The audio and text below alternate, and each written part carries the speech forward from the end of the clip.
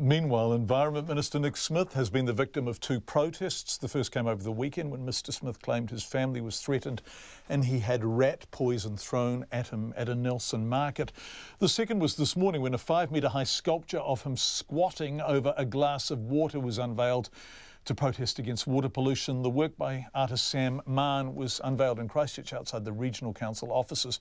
Mr Mann says it's a protest against the role played by Dr Smith and the council in allowing a massive increase in the number of polluting dairy cows, which is impacting on drinking water quality. Conan Young was there.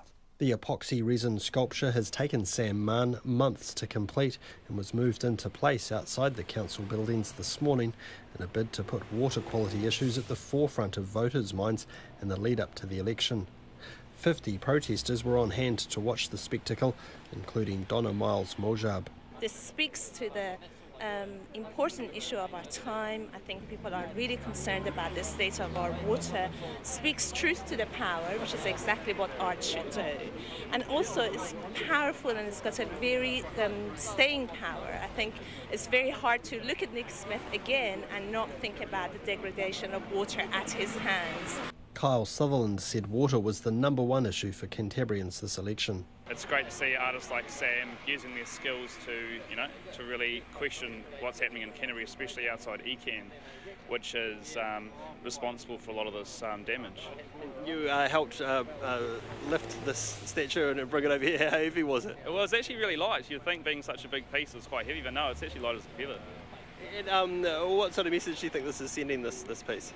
I think to Ecan, it's really highlighting how people are feeling at the moment in Canterbury especially, and I think they should take note about the public opinion right now, as people are concerned about fresh water and people will be voting on fresh water. Graham Townsend said the protest made him proud to be a New Zealander. I was talking to some of my friends in Africa where I grew up, and they were shocked that we could do this kind of thing in New Zealand, because they would disappear in their countries. If they did something like this in Uganda or Tanzania or somewhere, they'd be shot. We can get away with it in New Zealand, and that's our democracy working.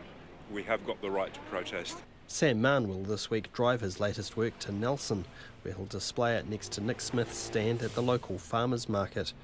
He's hoping to meet with Dr Smith, but says he's not hopeful of making headway based on his experience the last time the two met, following another sculpture he made in his likeness, a bust made completely from cow dung. We met at his mother's place, she made us lunch, it was lovely.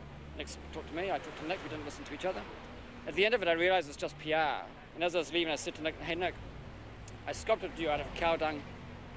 I didn't mean to hurt your feelings, it's just politics." And he turned to me and he said, "Sam, there's absolutely nothing that you could possibly do that could hurt my feelings," and I saw that, Conan, as a challenge. Nick Smith says he's not offended by Sam Mann's latest sculpture of him, but has described it as crass. In Ototahi for Checkpoint, ko Conan Young tēnei.